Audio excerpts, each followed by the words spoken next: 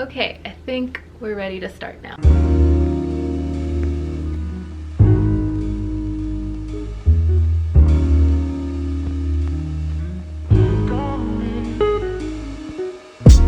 Hello everyone, welcome back to my channel. My name is Simba, but you can call me Addie. I'm a full-time macrame artist and small business owner. This channel basically focuses on sharing a lot of macrame tutorials as well as behind the scenes as to what goes on in my small business. If that sounds like something that you're interested in, go ahead and subscribe and don't forget to hit the notification button so you don't miss any videos. I'm really excited about today's video because I think it'll be useful to a lot of you. I get asked a ton on my Instagram about tips for people who are just starting out macrame. Basically, I'm going to share everything that you need to start your macrame journey. I say everything because maybe there are some things that I'm going to miss in this video or some things that you found helpful that I might not mention. And of course, there are tons of different ways to do this. This is just what I found useful for myself and what's worked for me. Now, this is not really going to be an everything you need to know to start a macrame business specifically. This video is going to be really useful for you even if you just want to start macrame as a hobby and not essentially a business. But I think it could be really helpful for whatever situation you may be in. So basically, I'm going to be breaking this video down into a couple different sections, starting with the basics that you need for macrame. I'm going to break down the difference between rope and cord as well as go over sizes. I'm going to talk a little bit about measuring hacks and what I do to avoid wasting a lot of material. I'm going to talk about my setup, which you guys already saw in my macrame studio tour, but I'm just going to go over it again and show you what really works for me. I'm also going to talk about the tools that I like to use, and I'm going to talk a little bit about where to get inspiration, where to start learning, and how to start making your own pieces. Now, I really hope that you guys enjoy this, so let's just jump right into it.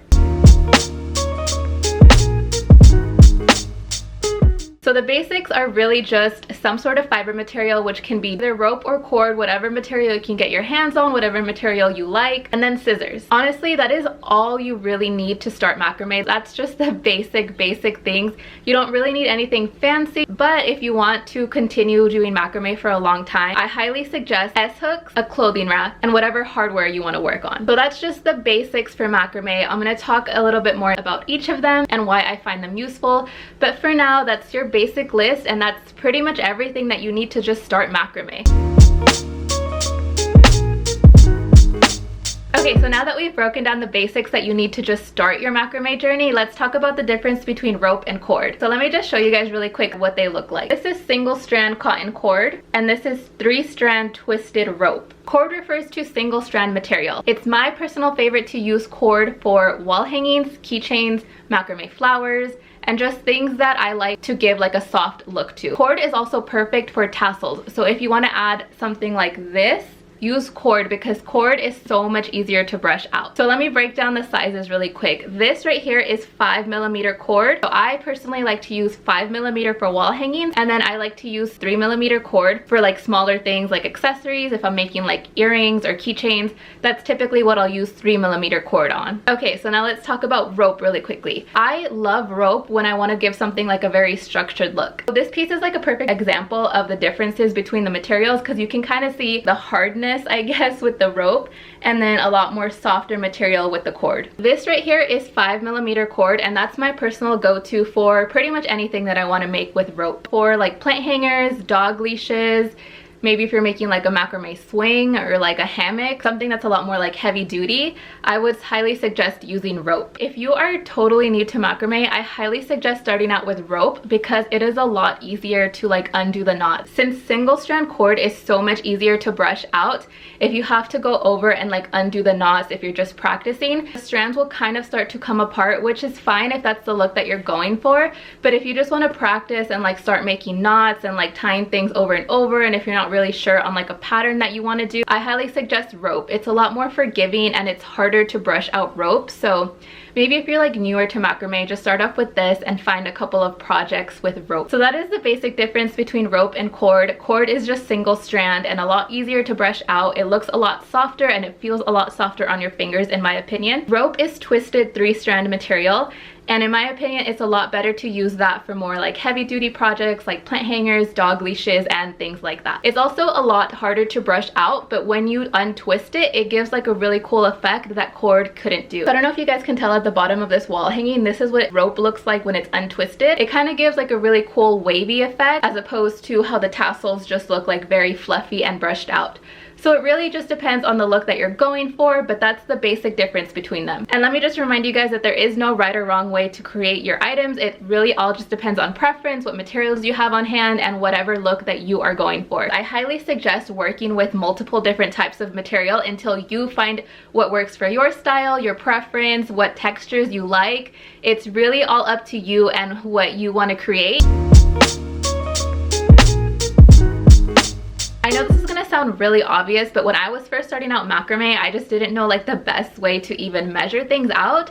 So what you can do is either like find out the length of your wingspan and then just like pull the cord and measure that way. Or what I personally like to do is take a ruler and then just start wrapping my cord around it, and I will measure out that way. Personally, I don't really like using measuring tape because I don't know, I feel like that's a lot more difficult, but I found that either finding out my wingspan length or a ruler has been like the easiest way to do it. So in terms of figuring out how much material you're gonna need for each project, a good rule of thumb is to measure things out at least 3.5 times longer than the ending goal. So I know that sounds like a lot of material, but trust me, it is just so much better to have extra cord as opposed to like running out in the middle of your project and then having like a huge gap. So we don't want that. And either way, you can always save your scraps for another project or use them for tassels, or just do something else with them. So because it can be like a huge guessing game in the beginning, I highly suggest you taking notes of whatever project you are working on. So I know you guys have heard me mention this a lot, but I have a notebook that's totally dedicated to all of my projects and all of my measurements. So when I start off like a new wall hanging, for example, for like a client, I can go off of previous measurements that have like a similar length and just kind of go from there. Again, I really wish that there was like a solid formula that you could follow and get like the perfect amount of rope measured, but that's why I highly suggest keeping a notebook and just writing down everything for every time that you make a new project, whether it's like a wall hanging or just like a smaller accessory. Just write everything down, and then that will give you like a much better sense of how much material to use. In my opinion, it is so much easier to work on macrame when you have a clothing rack. So with a clothing rack, it's just so much easier to make things like wall hangings or plant hangers, especially just things that have really long cord. It's so much easier to just make them on a clothing rack. That's literally a lifesaver, and I personally love the clothing rack that I have because it's an adjustable one. If I'm working on a really long piece, I can just move it up and work as I go, and then move it down if I want to sit down. If you're going to be doing macrame a lot, I just highly suggest getting a clothing rack. Mine was like $20 from Target, so it's not even like a big investment. It's just going to be a total lifesaver for you. Also, S-hooks are extremely helpful because that way you can just put your dowel in it and then just hang it up, and you don't have to worry about figuring out a way to put your pieces up. Another thing that's pretty helpful but also pretty obvious, just having like a setup to have your materials right next to you. So I really like to use wooden crates because it's essentially like open shelving, and you can see how much material you have left, and you can kind of just grab as you need, and it's just so much easier to work with your materials right next to you.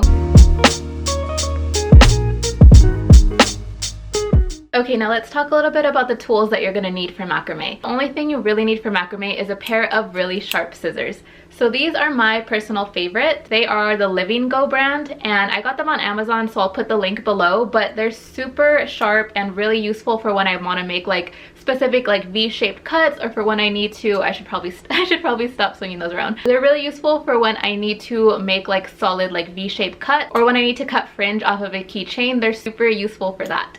So another thing that I've really been wanting to try, but I just personally haven't, is a rotary cutter. It's basically like a little pizza cutter. It's perfect to just create a nice straight line on something like a macrame rainbow. I will probably be purchasing one soon, and I'll link the one that I'm going to get down below. I've found a lot of other fiber artists have been using rotary cutters, and that also seems like something that could be really useful for you. Another thing that's like not really necessary but really useful for when you start making tassels on your pieces is something to brush them out. You can either do a pet brush like this or a wooden comb. It doesn't really matter which one you use, honestly. Either one can be really helpful. I typically stick with the comb just because this is a lot easier to just go into really small pieces and not totally like pull your whole piece apart. But if you're working with a lot of cord and a larger surface, a pet brush is so much easier to just get everything all at once. And again, I will link these down below. And then, as I already mentioned, a ruler is super helpful to measure out your pieces because, again, I'll just put like my rope at the very end and then start wrapping my pieces around. The last thing that I want to talk about is about inspiration and where to start learning macrame. So first of all, I just want to say this. When you are starting macrame, it can be really tempting to find an image off of Pinterest and then just recreate it that way. I highly encourage you to avoid doing that because that is really harmful and hurtful to the original creator if it's not a pattern that they intended to be replicated. Of course, there are patterns out there and YouTube tutorials that are intended for replication, but if you have like an artist that you admire, you don't want to copy their work, you don't want to copy their signature pieces. It's just a way to respect another artist, and it's the same for whatever medium that you work with. Of course, you can gather inspiration, but just remember that there is a big difference between inspiration and copying a piece that was not meant to be replicated. Just keep that in mind. And of course, when you're starting out, it can be a little harder to find your own style, but I highly encourage you to look for patterns that are intended to be replicated or tutorials on YouTube. So I personally have a couple of other tutorials that are totally available for you to be able to recreate and sell as well.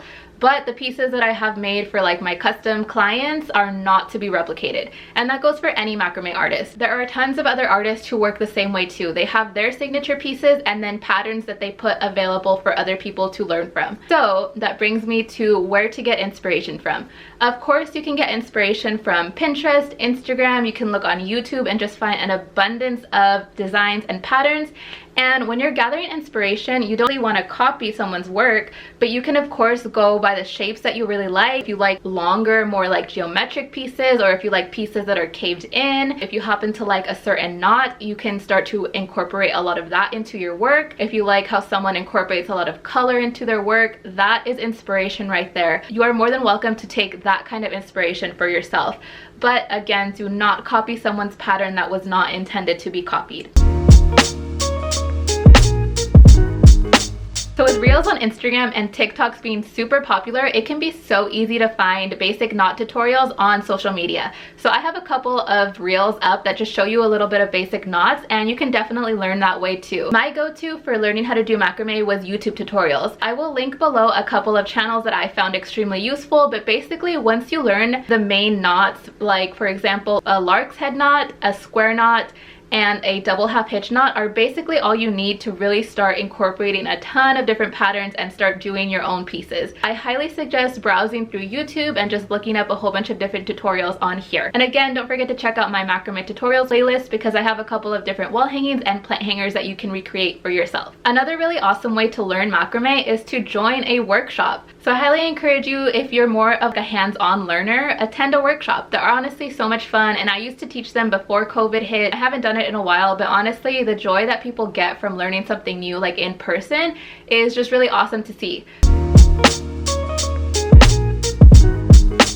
Now when it comes to making your own pieces and starting to make up your own patterns, you can totally just like freestyle it. You know, I've done it where sometimes I just put like a wooden dowel or a piece of driftwood up, and then I choose a color that I want to work with, and then I just make a piece right there without any prior planning. And I find that process a lot more like meditative because I'm not really like looking at anything else. I'm just focusing on what I'm working on. So that's a really fun way to challenge yourself. But of course, you can also plan out your work. What I like to do is basically just draw it out. And although I'm not the best at actually drawing, I'll basically just draw out a basic shape of the piece that I want to work on. Maybe make a couple of notes of knots that I really want to include or different types of colors. So that's basically how I do it, especially when I'm working with a client for a custom piece.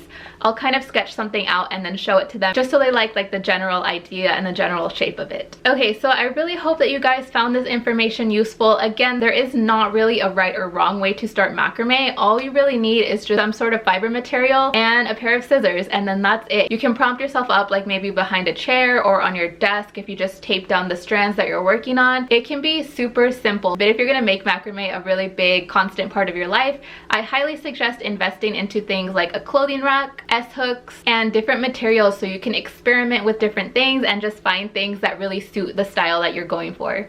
So I really hope that you guys enjoyed this video. Let me know in the comments if you guys have any other questions or if you found this information useful. I really hope that you guys liked this video, and I will see you in the next one.